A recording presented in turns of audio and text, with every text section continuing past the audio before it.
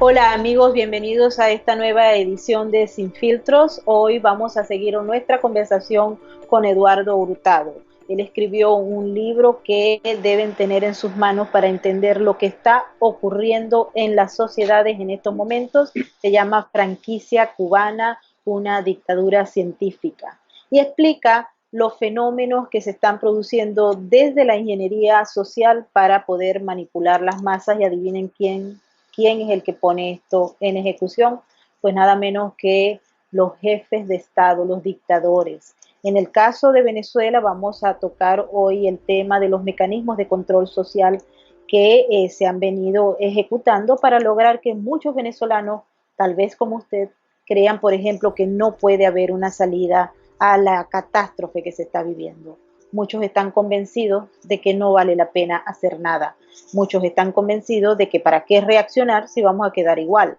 Muchos están convencidos de que no hay ningún tipo de salida y que Maduro va a permanecer en el poder hasta que se muera y venga otro que lo sustituya.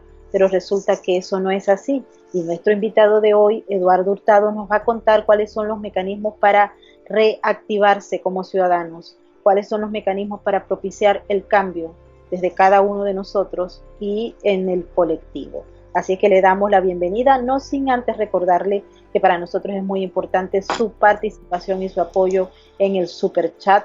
Por favor, vayan al super chat, comenten, denos un like, apóyennos, que es muy importante para nosotros para seguir manteniéndolos informados y generando contenido sin filtros para ustedes. También les pedimos que por favor se suscriban a nuestro canal de YouTube. Ya somos muchísimos los que estamos buscando, recuerden, la justicia. No queremos que siga la impunidad y para ello necesitamos su apoyo. Por favor, denle like y también suscríbanse y activen la campanita de las notificaciones. Ahora sí nos vamos con nuestro invitado de hoy. Esta es la segunda parte de nuestra conversación con Eduardo Hurtado, a quien le damos la bienvenida. Él se encuentra en Texas. Hola Eduardo, ¿cómo estás? Hola Maybor, ¿cómo estás? Bueno, muy agradecido por estar aquí en tu programa Sin Filtros, donde vamos a hablar cosas sin filtro. Sí, ya le nuestra audiencia que está secuestrado por Sin Filtros y vas a estar acá en muchas sesiones porque es Amén. importante que la gente entienda el concepto para poder generar conciencia de cambio. Y este es una de nuestras misiones con estos contenidos que estamos creando para ustedes, para todos los que nos están viendo, independientemente que estén en Venezuela, en Bolivia, en Nicaragua, en Cuba y en los Estados Unidos. No Totalmente. importa la posición geográfica, el modelo es el mismo. Eh, Queríamos empezar nuestra conversación, Eduardo, con el tema relacionado a Venezuela. Quiero que les expliques a todos los que nos están viendo el modelo que se ha usado con mayor éxito en la dictadura tanto de Hugo Chávez como de Nicolás Maduro para manejar y para tener el control social. Sí, bueno, hemos estado conversando lo de la ingeniería social, ¿verdad? Cómo se utilizan diferentes estrategias, no solamente una, sino un conglomerado de eso, al mismo tiempo que necesitan el financiamiento para llevar a cabo esta operación de manera exitosa. Estamos viendo hoy en día lo que yo llamo la guerra del futuro. Anteriormente, hace 20 años atrás, 30 años, estábamos condicionados a que las guerras se ejecutaban con armas nucleares, con bombas y con todas estas cosas que ya conocemos a través de la historia. Sin embargo, hemos visto que en los últimos años la guerra se ha transformado. La guerra del futuro, estamos hablando de seguridad cibernética, estamos hablando de poderes económicos, de poderes políticos, de cualquier otra cosa, pero menos la guerra convencional. Esa guerra convencional que conocemos pasó a un tercer, un cuarto lugar dentro de esas filosofías de combate. Decías al principio que si debemos actuar o no debemos actuar. Yo siempre digo que nos hemos convertido en soldados digitales, ¿no? Y las fuentes de inteligencia abierta o open source intelligence, que son las fuentes que utilizan ellos también, porque es importante, ellos también tienen soldados digitales y las usan para manipular la información a nivel global. En este caso de Venezuela, utilizan esas fuentes de inteligencia abierta para diseñar, hacer viral los mensajes y engañar a la gente y hacerlos correr de un un lado para otro con esas falsas afirmaciones o mentiras. De igual manera, nosotros estamos utilizando esas fuentes de inteligencia abierta como lo estamos haciendo ahorita, aprovechando las plataformas tecnológicas y cada quien pone su granito de arena en contra del régimen. Hemos dicho también de que hay un proceso de cierre de ciclo de adoctrinamiento, que es lo que estamos viendo hoy día. Estamos en la fase más crítica de la política venezolana, porque si se llega a consagrar esto, va a ser muy difícil de que los venezolanos salgamos de esta crisis que estamos pasando políticamente hablando.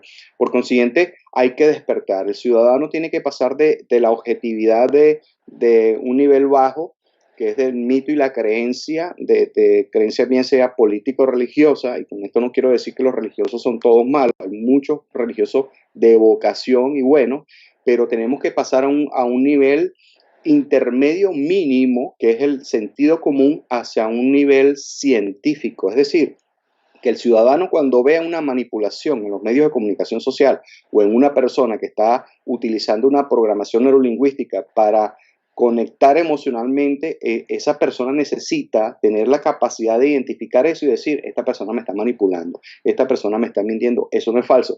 O simplemente de tener la inteligencia de decir, bueno, no me convenciste con eso, pero déjame investigar a ver. Eso es lo que queremos, que la gente sea más objetiva, de que no es blanco ni es negro, pero que yo, si lo blanco me gusta, bueno, déjame investigar, si no me gusta o me gusta, para ver la realidad. ¿Ok? Científicamente demuéstrame que eso que tú llamas socialismo realmente funciona. Y si no está funcionando, ¿por qué no está funcionando? ¿Qué haríamos, por ejemplo, en el caso de Venezuela? Hay mecanismos que se han utilizado desde el régimen para evitar que las cosas sean vistas tal cual son. Es decir, esconder la realidad en base a una narrativa que invita al ciudadano a pensar en otra cosa y termina estando manipulado. Pero hay otros elementos que están relacionados con la supervivencia de la sociedad.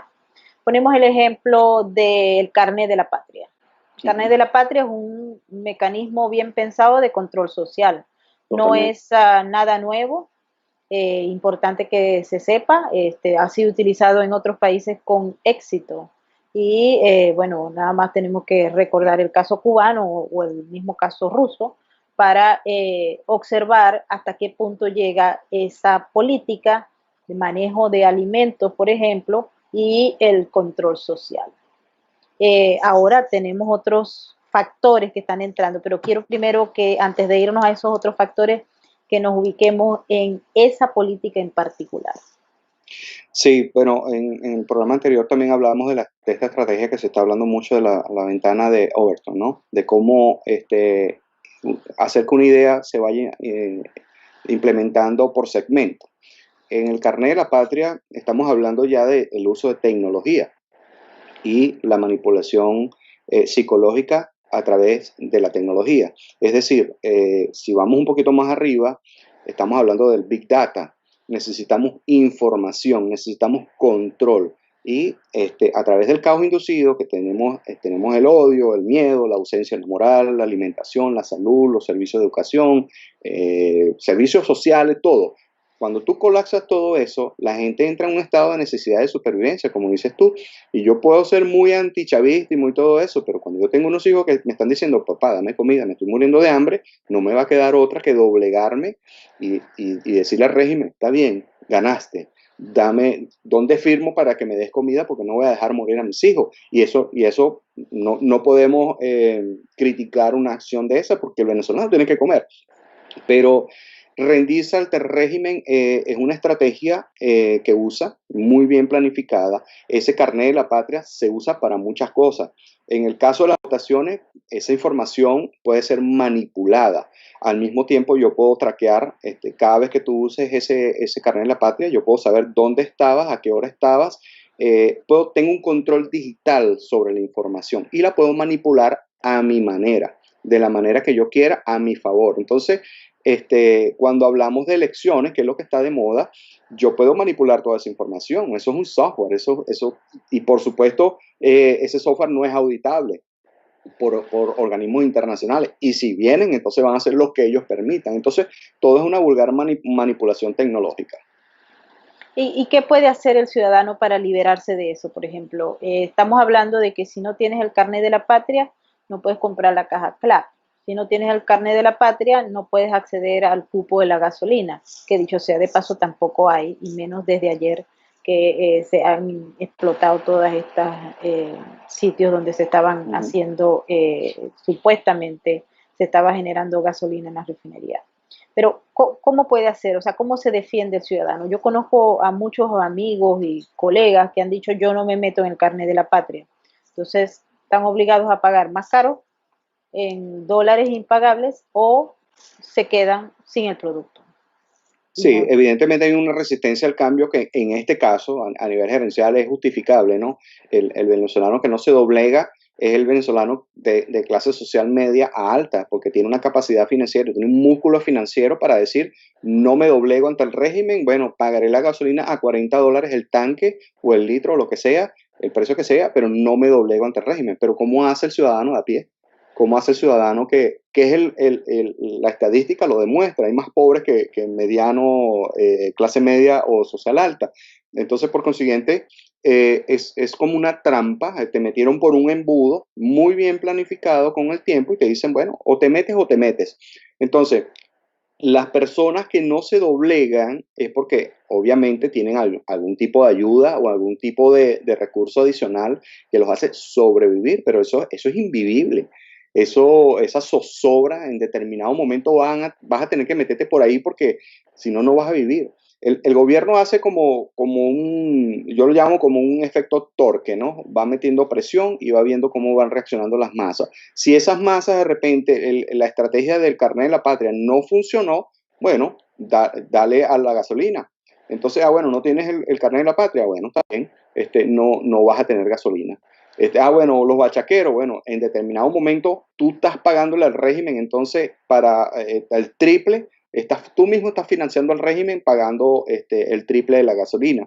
Pero en determinado momento te van a meter por una emboscada que vas a tener que decir, mira, ¿sabes qué? Voy a tener que sacar el bendito carnet de la patria, aunque no sea chavista o madurista, bueno, lo voy a tener, pero bueno, pero mi corazón es antigobierno. este tipo de mecanismos hacen que la sociedad se estructure en una especie de periferia y el resto. La periferia se niega a entrar al sistema, pero vive en condiciones realmente insostenibles. Y el que entra está en el manejo tutelado del régimen como tal. Y por tanto es manipulado, no tiene capacidad para criticar y también pues con su participación y su no reacción, termina dándole al régimen lo que requiere, que es la pasividad, el miedo, para evitar que se produzca algún cambio. Cuando observamos la narrativa de los principales cabecillas del régimen, vemos muy claro que cada uno de ellos maneja realmente el guión y señala siempre esa frase, por ejemplo, de que esto no va a cambiar, nosotros tenemos el poder porque tenemos al pueblo, o el hecho que hablaba el fin de semana Vladimir Padrino, aquí la oposición nunca va a agarrar el poder. Eso lo repite Diosdado Cabello todas las semanas. Dice, y forma parte de esa narrativa impuesta Uh a -huh. un grupo de personas que no haya que hacer. Hay algunos que recuerdan las maravillas de la libertad y la democracia, pero no encuentran cuál es la vía para transformar a ese colectivo o ellos mismos como tal. Sí, bueno, fíjate que con esa estrategia yo la veo desde dos puntos de vista, ¿no?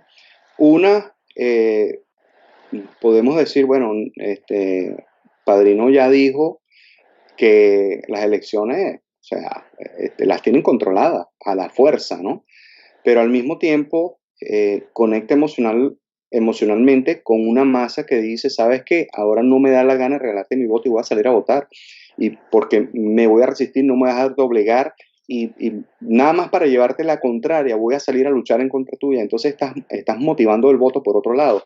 Entonces, a veces Cuando tú ves un mensaje como eso, que es un mensaje claro de dictadura, de decirte nosotros estamos en control y aquí nadie va a ganar, o sea, ¿qué tipo de mensaje es ese? Obviamente que hay una manipulación, hay un programa, hay un objetivo en esa programación neurolingüística de ese mensaje, que puede ser para decirte también, manipularte psicológicamente y decirte, ten miedo, porque, o sea, no puedes hacer nada, ríndete desde ya, eso es guerra psicológica, pero por otro lado te están diciendo a los que se oponen, a los que resisten al cambio, participa en las elecciones. Sal a votar en contra de mí, de mi sistema, entonces legitimízame en las próximas elecciones que vienen a continuación.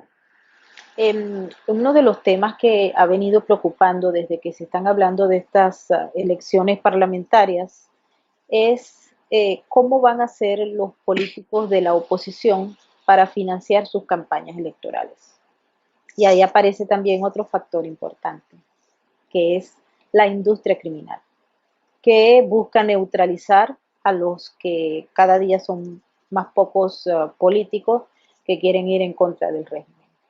Y allí entonces está la búsqueda de doblegarlos, de neutralizarlos, conociendo que tienen un cierto tipo de necesidades. La ingeniería social les ha permitido conocer la esencia, sus movimientos, sus deseos de cambio, etcétera. Los conocen porque eso le ha permitido esa big data y toda la información que arroja su comportamiento evaluado. Entonces, ellos sabrán en sus estrategias a quién ofrecerle dinero de la industria criminal y a quién no. O a lo mejor se lo ofrecen a todo y está en la honestidad de cada quien rechazarlo o no. Pero eso va a traer una consecuencia más fatalista.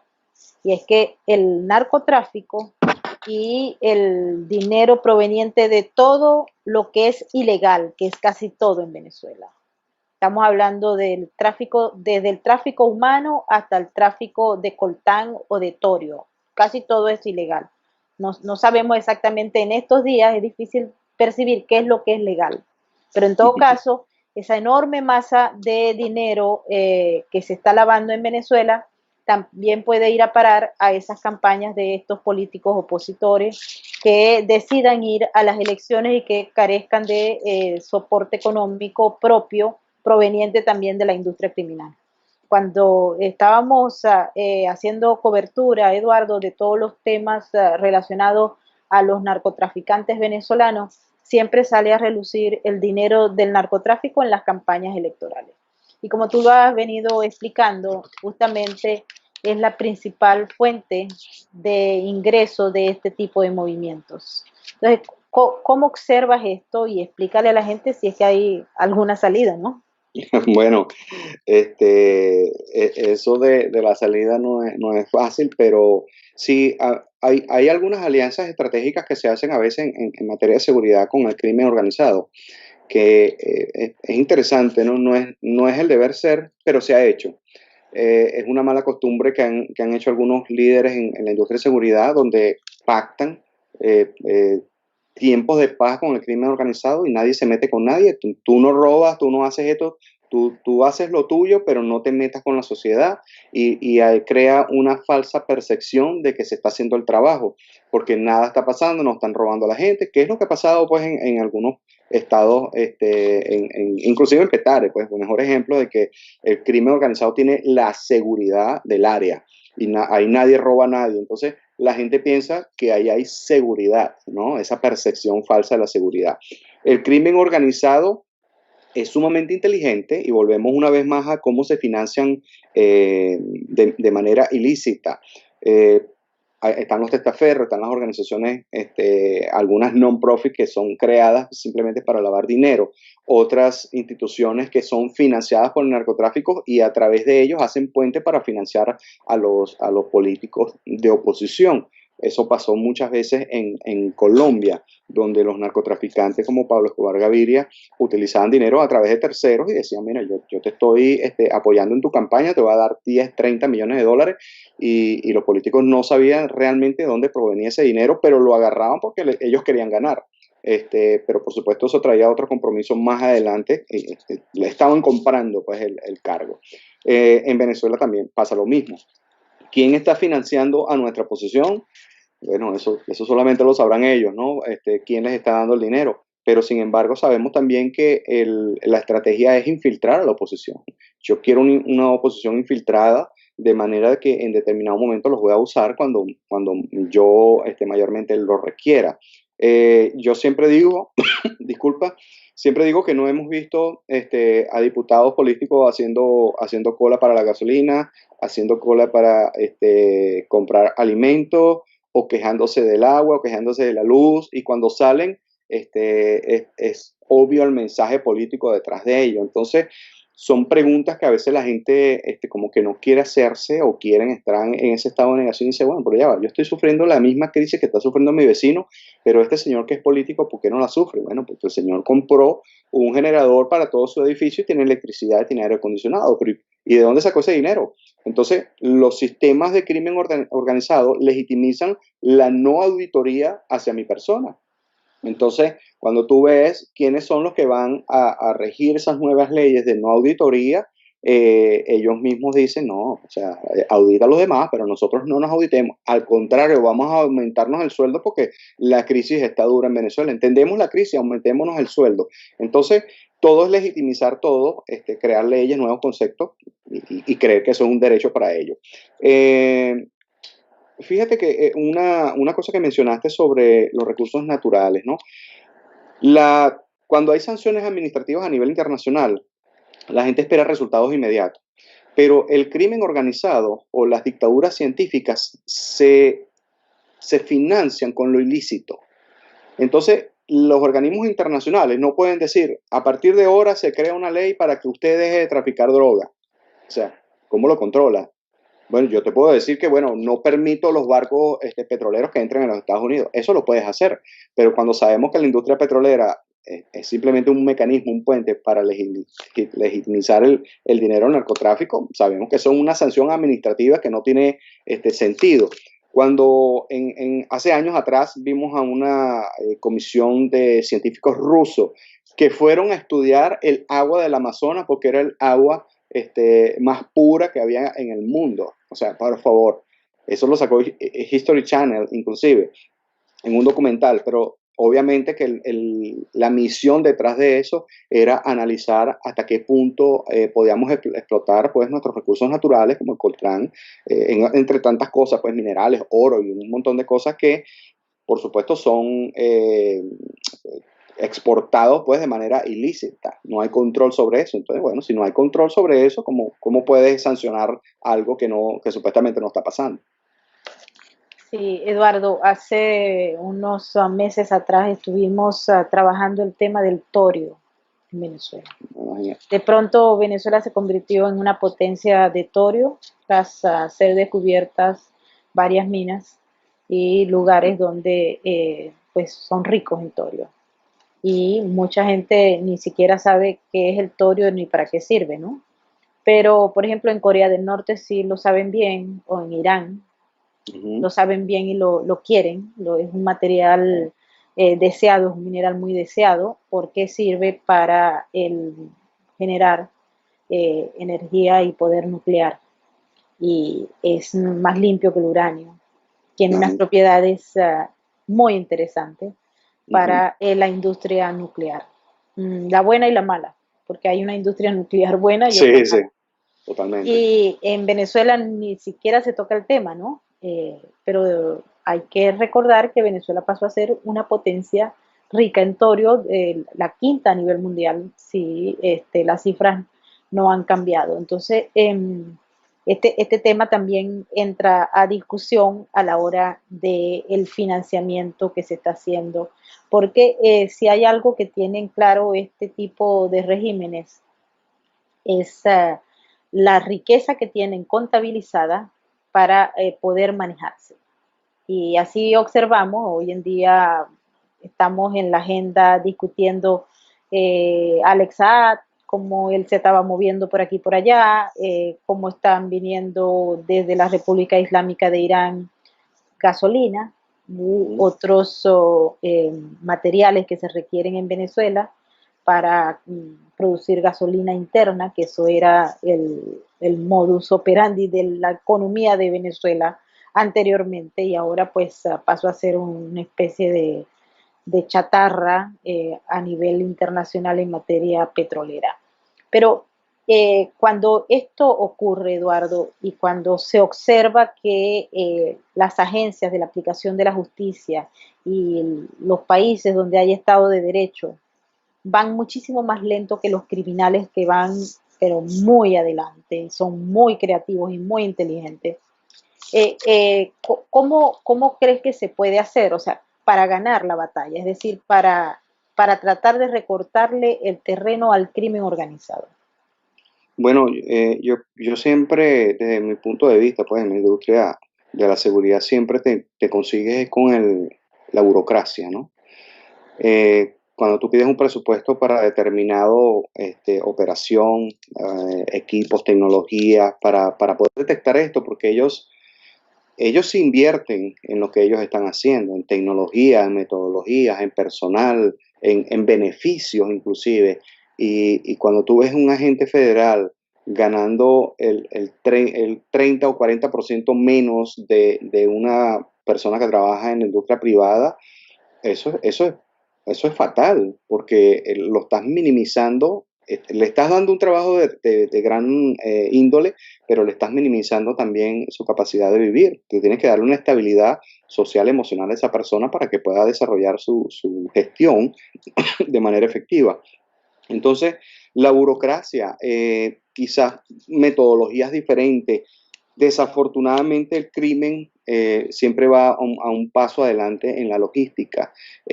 La cantidad de dinero que le entra a Maybor es impresionante, es incalculable. Cuando yo hablo de $4 trillones, la gente no lo cree, pero un solo barco petrolero que pueda cargar disculpa, este, ese cargamento en estimulantes como la cocaína, estamos hablando de casi 300 millones de dólares o quizás más.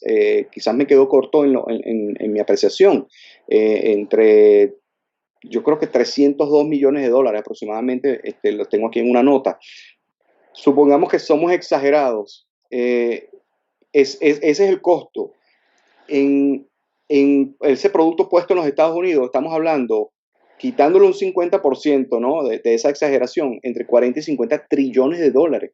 Entonces, con ese presupuesto y que tú quieres seguir en el tema de la delincuencia, tú no te importa invertir 100 millones de dólares en equipos, en avionetas, en lo que sea, para seguir delinquiendo, para ingeniarte cosas, para contratar un ingeniero, un científico que haga transformaciones y te ponga un plan. Mientras tanto, en las agencias federales, tú le dices a tu jefe, mira, necesito 10 millones para comprar un equipo para esto. O sea, bueno, mira, somételo, ponlo en papel, vamos a pasar esto y tal. Y si acaso hoy lo discuto con mi jefe, y en ese proceso pasan 3 y 4 años para que te digan, bueno, no te vamos a dar 10 millones, te vamos a dar $10,000.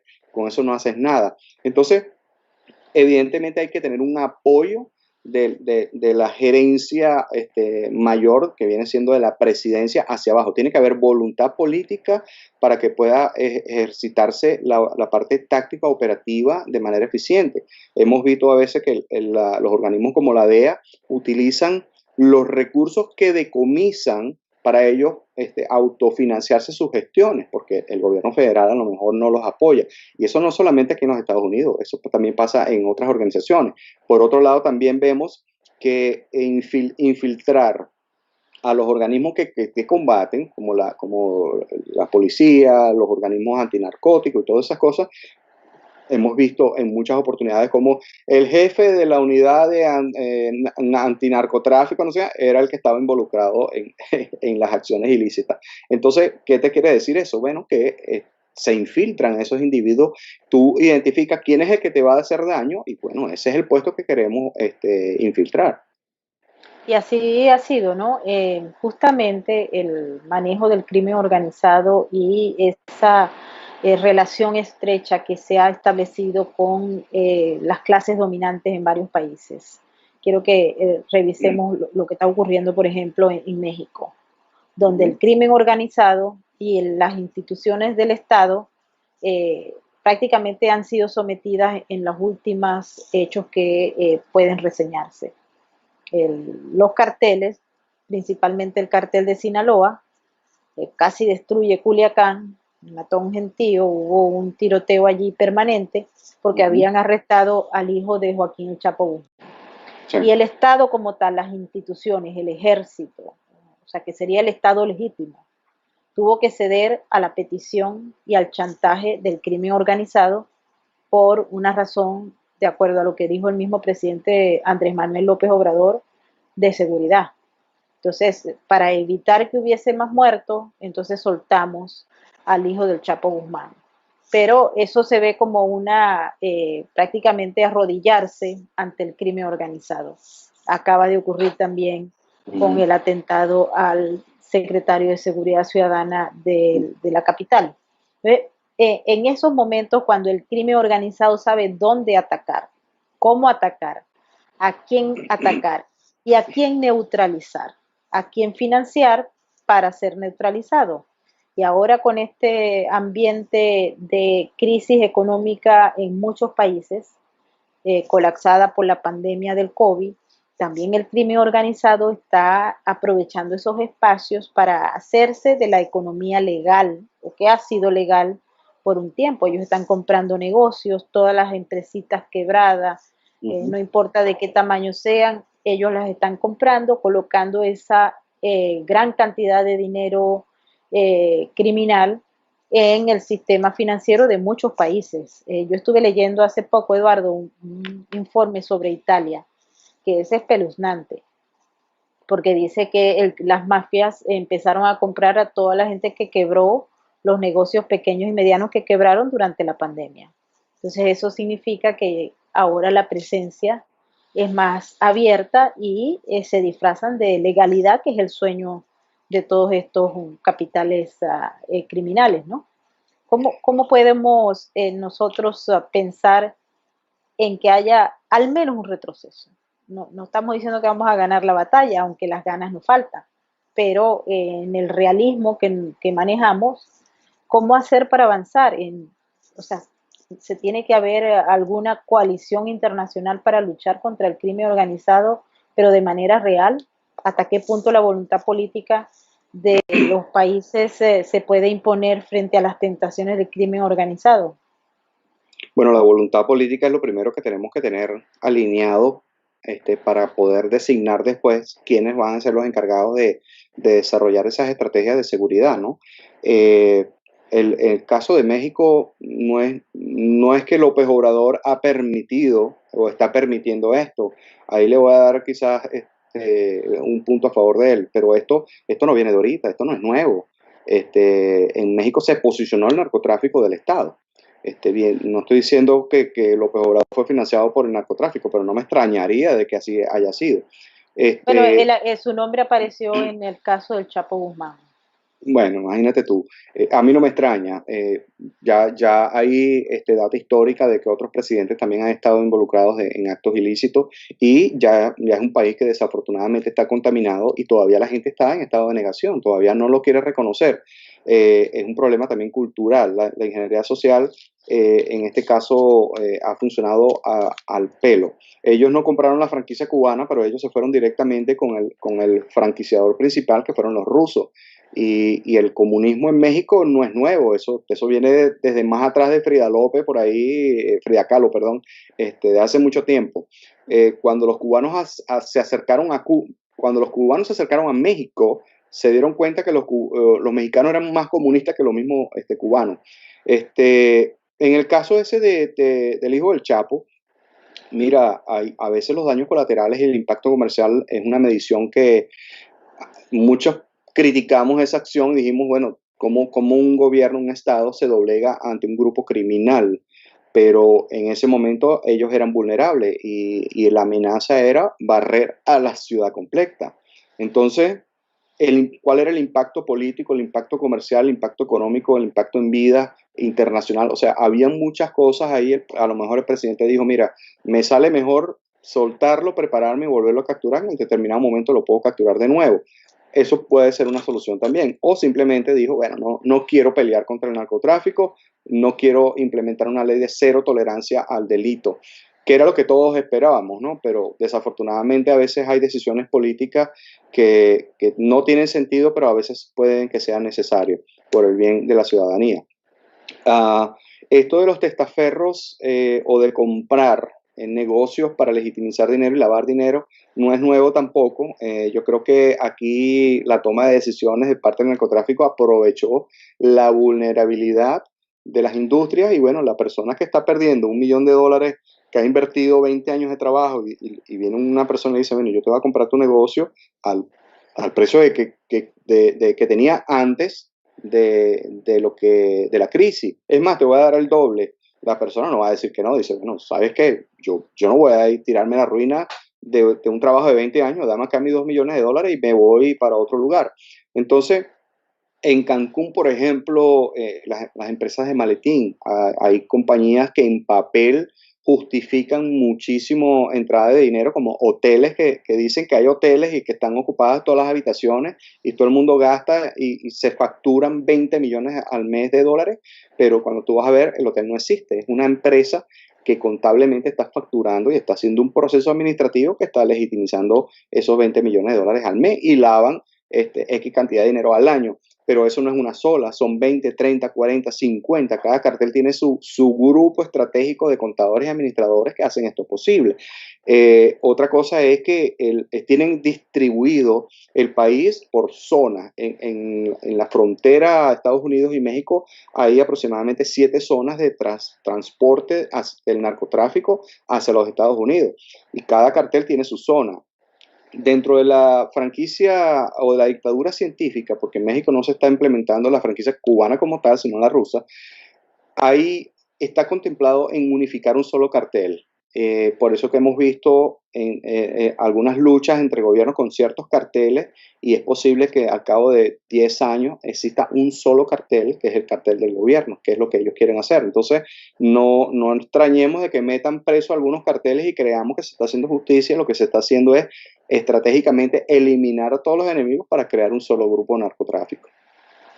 Que sería más o menos el modelo que podría o sea, parecerse al venezolano, donde Totalmente. hay una eliminación de los carteles enemigos para consolidar todo en una sola organización criminal que es la del gobierno.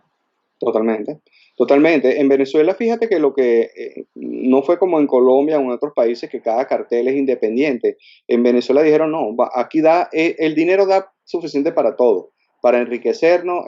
La idea es que todos comamos del pastel y unificaron esfuerzos. Entonces, bueno, nada, vamos a hacer un solo cartel y a cada quien se le da su participación accionaria, ¿no? Eso puede ser que suceda en México y fíjate que el poder de percepción de la lucha antinarcótico o antinarcotráfico puede ser positiva en determinado momento. Y dice, bueno, se acabaron con 7 carteles y bueno, solamente queda uno. Y resulta que eso era parte del plan. Entonces, o compran las acciones, quién sabe, pues cómo será su estrategia, pero eso es lo que se está viendo. En el caso, tú tienes una frase muy interesante en tu libro que hablas que las dictaduras se eligen con grupos pequeños de votos y no necesitan a la gente para permanecer en el poder. ¿Cómo lo explicas a esta gente que nos está viendo en estos momentos? Bueno, los votos son la estrategia de legal, ¿no? O sea, necesita una cantidad de votos, pero esos votos ya sabemos que son ficticios, son manipulables. En determinado momento, en el caso de Venezuela, tenemos aproximadamente 32 millones de habitantes. Al régimen o a una dictadura científica no le importa si se muere medio millón, medio país, 15 millones de habitantes. Tenemos estadísticamente que quienes se van a ir, bueno, se van a ir los profesionales, los talentosos, los que no se arrodillan, y quienes se van quedando, bueno, los que dicen, yo me quiero quedar en el país, yo voy a luchar contra esto, o no tengo manera de salir, no tengo el músculo financiero para viajar, no tengo visa, no tengo pasaporte, o simplemente no me quiero ir, lo que sea, pero se queda un porcentaje menor. Si de esos 32 millones se fueron 15 que eran opositores, ahora tengo 15 millones de individuos, pero de esos 15 millones a lo mejor son 3 millones de opositores y los demás son chavistas o pobres o lo que sea con el régimen, están de favor al régimen. Y poco a poco el gobierno va apretando y esos anti-régimen dicen, bueno, yo me voy. Llega un momento que te quedas nada más con tu grupo de adoctrinados y bueno, y con eso gobiernas, porque el gobierno, si tú vas a cualquier región del país, es un caos por donde sea, pero en la burbuja del régimen todo está bien, todo, ellos fácilmente gobiernan y en determinado momento abren su válvula de alivio y bueno, le darán dinero, le darán comida a la gente con el CLAP y los mantienen en modo supervivencia. Ellos no necesitan 32 millones de personas porque el narcotráfico tienen a las Fuerzas Armadas, que son los obreros de ellos, una Fuerza Armada condicionada, tienen los grupos subversivos internacionales y nacionales o domésticos que trabajan para ellos y se están enriqueciendo. Entonces, no necesitan, es una manera, entre comillas, de decirlo, costo eficiente de llevar una dictadura científica. Uno de los aliados del régimen de Maduro, también aliado del régimen cubano y de otros en la región, es Irán.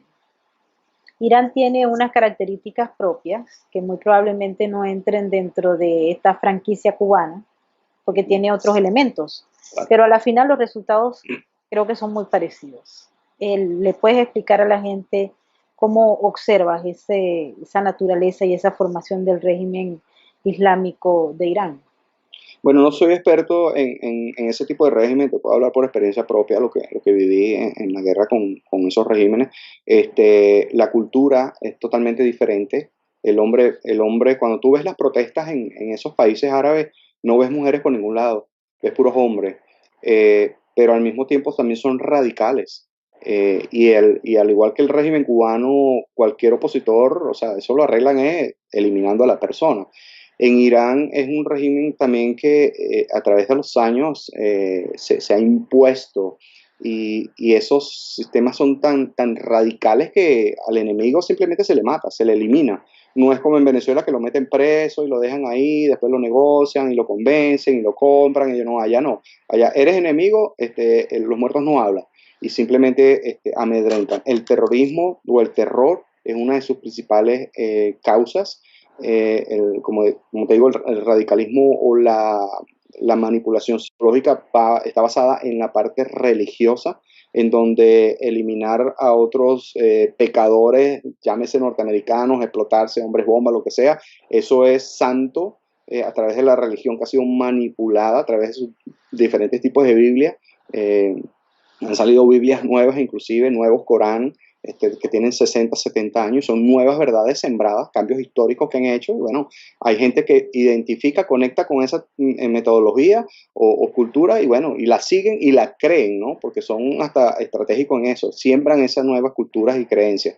Y para ellos es santo morir en sacrificio, eso les garantiza el cielo. Fíjate cómo los han programado.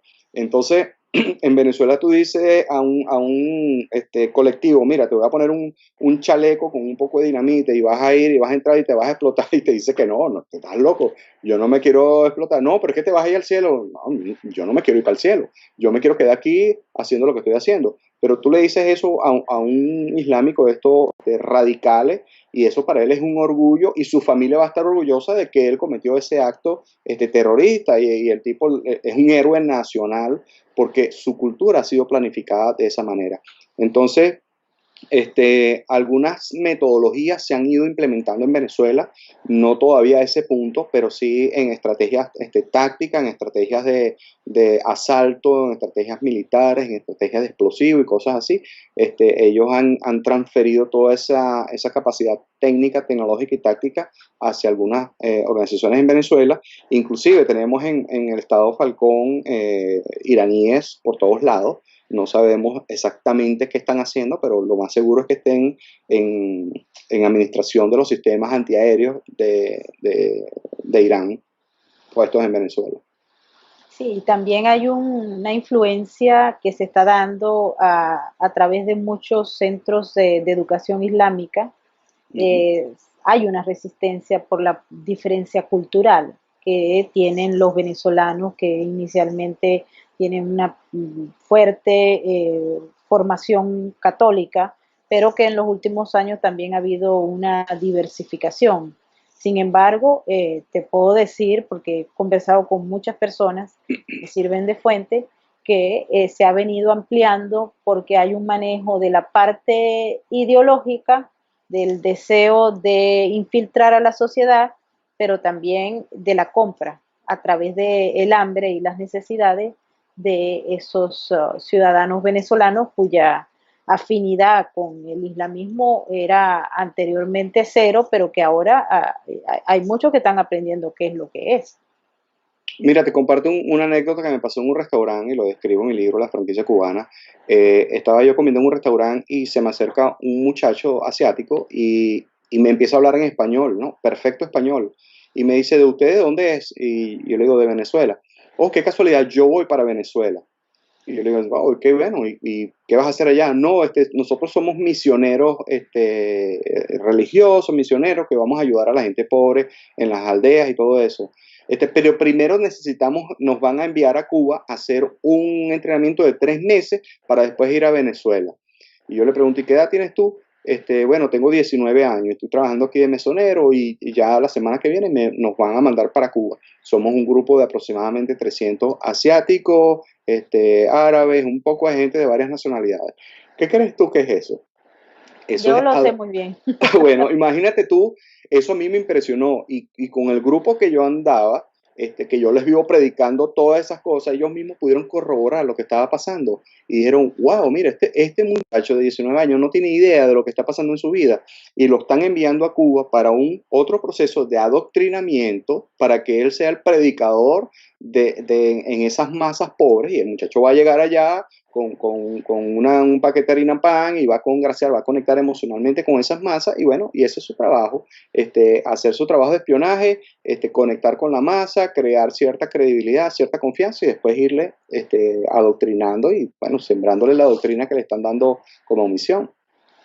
Bueno amigos, estamos llegando prácticamente a los últimos minutos de nuestra conversación de hoy con Eduardo Hurtado. Ya les informamos que él está secuestrado por Sin Filtros y pues lo vamos a tener la próxima semana también con nosotros para que siga explicando, porque una de las razones que nos lleva a secuestrarlo en el programa es justamente nuestra misión coincide con el objetivo que él tiene, que es justamente crear conciencia en los ciudadanos que nos ven, en todos estos grupos que se nos han acercado para mantener el apoyo, para pedirnos contenidos sin filtros y que buscan ver una realidad. Y creo que hemos llegado a una persona que les puede dejar muchísimo conocimiento. Así que para la próxima semana lo tendremos nuevamente con nosotros. Eduardo, muchísimas gracias por estar y Gracias a por ti y a tu darnos toda audiencia. la información. Nos despedimos. Quería recordarles que este y otros programas están a su disposición en nuestro canal de YouTube. Si ustedes no se han suscrito, por favor, háganlo. Denle a la campanita de las notificaciones cuando se suscriban y nos dejan sus comentarios, y para nosotros es muy importante esos likes. Así que vamos a subirlos, vamos a subir la manito y recuerden también que su participación en nuestro super chat es muy importante, al igual que su apoyo, para que podamos seguir produciendo contenido sin filtros para ustedes. Nos despedimos hasta una próxima emisión. Muchísimas gracias.